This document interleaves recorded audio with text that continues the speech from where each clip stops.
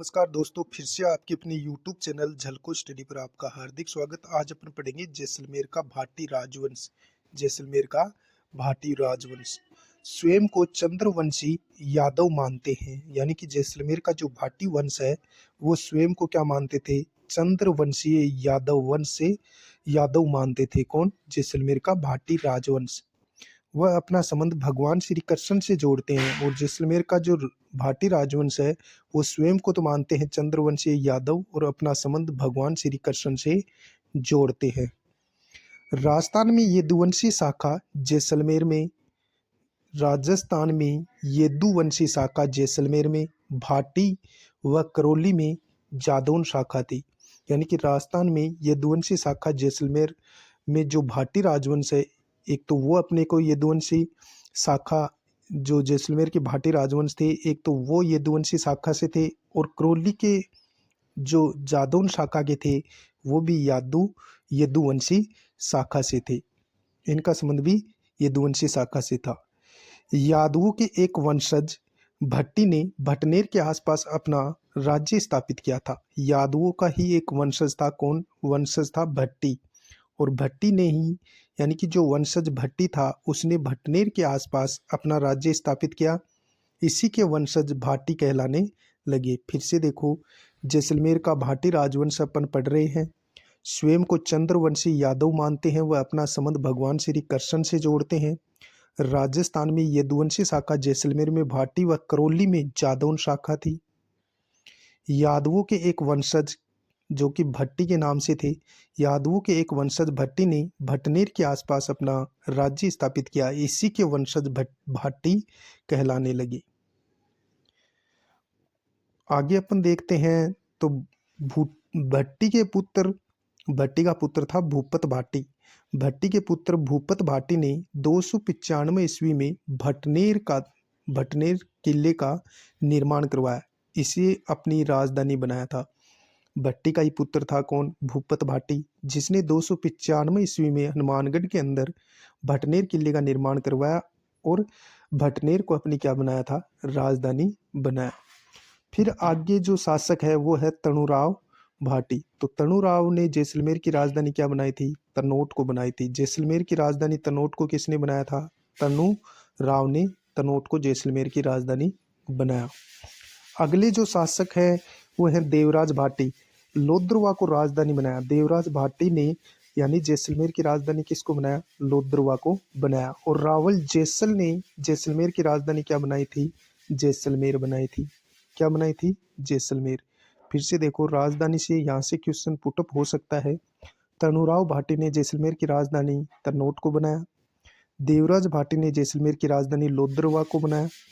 और रावल जैसल ने जैसलमेर की राजधानी जैसलमेर को बनाया। अब अपन पढ़ेंगे रावल जैसल। रावल जैसल 12 जुलाई 1155 ईस्वी को जैसलमेर दुर्ग की स्थापना कर जैसलमेर को राजधानी बनाया था।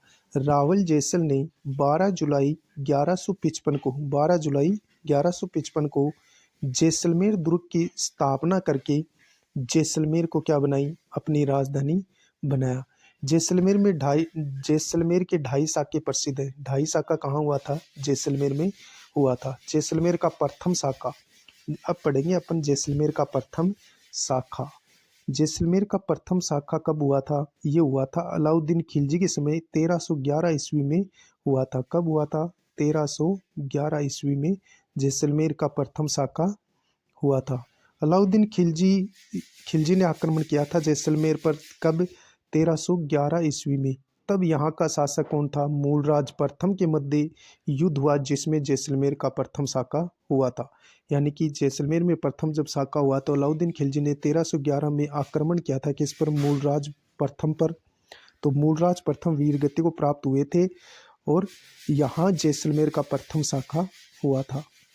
जैसलमेर का द्वितीय शाखा कब हुआ? जब फिरोज शाह तुगलक ने राव दुद्दा पर आक्रमण किया था। 1319 से लेकर 1331 के मध्य जब आक्रमण किया था तो इसमें राव दुद्दा वीरगति को प्राप्त हो गए थे और ये दूसरा शाखा हुआ था। जैसलमेर के अंदर ये दूसरा शाखा हुआ था। फिर से देखो एक बार, जैसलमेर के ढाई शाखे जैसलमेर का प्रथम शाका अलाउद्दीन खिलजी ने आक्रमण किया था 1311 में। तब जैसलमेर का शासक मूलराज प्रथम था। इन दोनों के मध्य युद्ध हुआ था और जैसलमेर का प्रथम शाका हुआ। जैसलमेर का दूसरा शाका फिरोज शाह तुगलक व राव दुद्दा के मध्य 1319 से लेकर 1331 के मध्य युद्ध हुआ था, जिसमें राव दुद्दा वीरगति को प्राप्त हुए थे। ये जैसलमेर का दूसरा शाका था जब फिरोज शाह तुगलक ने राव दुद्दा पर आक्रमण किया था। जैसलमेर का अर्ध शाका ये हुआ था 1550 को। जैसलमेर का अर्ध शाका कब हुआ? 1550 को। जैसलमेर शासक लूणकरण भाटी के समय कंधार शासक अमीर अली ने आक्रमण किया था। जब जैसलमेर का शासक लूणकरण भाटी था उस समय कंधार का शासक था अमीर अली, तो इसने आक्रमण किया था। इसमें केसरिया तो हुआ लेकिन जौहर नहीं हुआ था, यानी कि राव लूणकरण वीरगति को प्राप्त हो गए थे। ये अमीर अली था, इसने विश्वासघात किया था राव लूणकरण के साथ, और इस युद्ध में राव लूणकरण तो वीरगति को प्राप्त हो गए थे लेकिन महिलाओं ने जौहर नहीं किया था, इसलिए ये ढाई शाका हुआ था। अपन फिर से देखते हैं जैसलमेर का ढाई शाका यानी कि 1550 ईस्वी में हुआ। जैसलमेर शासक लूणकरण भाटी के समय कंधार शासक अमीर अली ने 1550 में आक्रमण किया था, जिसमें राव लूणकरण वीरगति को प्राप्त हो गए थे, और इसमें केसरिया हुआ लेकिन जौहर नहीं हुआ था, इसलिए इसको ढाई शाका कहा जाता है। अगले जैसलमेर के शासक बनते हैं हर्राय भाटी। अगले जैसलमेर के शासक कौन बनते हैं? हर्राय भाटी। 1570 ईस्वी में नागौर दरबार में अकबर की अधीनता स्वीकार की थी। हर्राय भाटी ने जैसलमेर का अगला शासक हर्राय भाटी बनता है लूणकरण के बाद। 1570 ईस्वी में जब नागौर में अकबर ने दरबार लगाया था तब हर्राय भाटी ने अकबर की अधीनता स्वीकार की थी और अपनी पुत्री का विवाह भी अकबर से कर दिया था। यानी कि हर्राय भाटी ने अब अकबर की अधीनता तो स्वीकार की और साथ में अपनी पुत्री का विवाह किससे कर दिया था? अकबर से कर दिया था। अगले शासक बनते हैं मूलराज द्वितीय। 1819 ईस्वी में ईस्ट इंडिया कंपनी से संधि किसने की थी? जैसलमेर के मूलराज द्वितीय जो शासक बने थे, इन्होंने 1819 ईस्वी में ईस्ट इंडिया कंपनी से क्या की थी? संधि की थी। और जैसलमेर के अंतिम शासक कौन बनते हैं? जवाहर सिंह। जैसलमेर रियासत के अंतिम शासक थे। एकीकरण के समय हनुमंत सिंह था और जवाहर सिंह जैसलमेर रियासत के अंतिम शासक थे। अब अपन पढ़ेंगे करौली का यादव वंश। करौली का यादव वंश। करौली का यादव वंश मथुरा की सूरसेन शाखा से संबंधित करते हुए अपना संबंध भगवान श्री कृष्ण से जोड़ते हैं। जैसलमेर का तो भाटी वंश और करौली का यादव वंश अपना संबंध किससे जोड़ते हैं? भगवान श्री कृष्ण से जोड़ते हैं। फिर से देखो, मथुरा की सूरसेन शाखा से संबंधित करते हुए अपना संबंध भगवान श्री कृष्ण से जोड़ते हैं। कौन? करौली का यादव वंश। करौली के यदुवंश की स्थापना 1040 में विजयपाल द्वारा की गई थी। करौली में यादव वंश की स्थापना 1040 ईस्वी में किसने की थी? विजयपाल द्वारा की गई थी। इन्होंने बयाना भरतपुर को राजधानी बनाया था और विजयपाल ने यानी करौली की राजधानी क्या बनाया? बयाना भरतपुर को राजधानी बनाया था। यहाँ के शासक तिम्मनपाल ने तिम्मनगढ़ बसाकर उसे राजधानी बनाया था। फिर यहाँ दूसरा शासक हुआ था तिम्मनपाल, जिसने करौली की राजधानी क्या बनाई थी? तिम्मनगढ़। और तिम्मनगढ़ को बसा करके यही करौली की राजधानी बनाई थी किसने? तिम्मनपाल ने। फिर मोहम्मद गोरी के शासक कुमारपाल को पराजित कर तिम्मनगढ़ दुर्ग पर अधिकार कर लिया। मोहम्मद गोरी के शासक कौन थे? कुंवरपाल को पराजित करके तिम्मनगढ़ दुर्ग पर अधिकार कर लिया था। मोहम्मद गोरी का शासक था कुंवरपाल। इसको पराजित किया था तिम्मनपाल ने और तिम्मनगढ़ दुर्ग पर अपना अधिकार कर लिया था। मोहम्मद गोरी ने शासक कुंवरपाल को पराजित कर मोहम्मद गोरी ने जब यहाँ का शासक करौली का कुंवरपाल था तो मोहम्मद गोरी ने उसको पराजित कर दिया था। कुंवरपाल को पराजित करके तिम्मनगढ़ दुर्ग पर अधिकार कर लिया था। 1327 ईस्वी में अर्जुन पाल यादव ने तिम्मनगढ़ मुसलमानों से छीनकर यहाँ पुनः यादवों का राज्य स्थापित किया।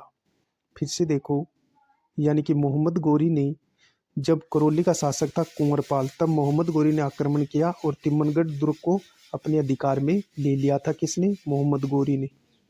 1327 ईस्वी में अर्जुन पाल यादव ने तिम्मनगढ़ मुसलमानों से फिर से छीन लिया और यहाँ पुनः यादव वंश का राज्य स्थापित किया था। किसने? अर्जुन पाल ने। 1348 ईस्वी में अर्जुन पाल ने कल्याणपुर बसाया। 1348 ईस्वी में अर्जुन पाल ने कल्याणपुर बसाया, जिसे वर्तमान में करौली के नाम से जाना जाता है। यानी कि करौली की स्थापना किसने की थी? अर्जुन पाल ने 1348 में कल्याणपुर के नाम से बसाया, जिसे वर्तमान में करौली कहा जाता है।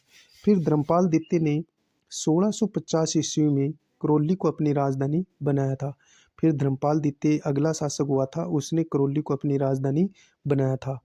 गोपाल पाल ने करौली में मदन मोहन मंदिर का निर्माण करवाया था। किसने? गोपाल पाल ने। धर्मपाल द्वितीय ने तो 1650 ईस्वी में करौली को अपनी राजधानी बनाया और गोपाल पाल ने करौली में मदन मोहन मंदिर का निर्माण करवाया था। अर्जुन पाल ने तिम्मनगढ़ छीन करके यानी कि फिर से यादव वंश के राज्य को स्थापित किया था और अर्जुन पाल ने ही कल्याणपुर करौली को बसाया था। कब? 1348 में।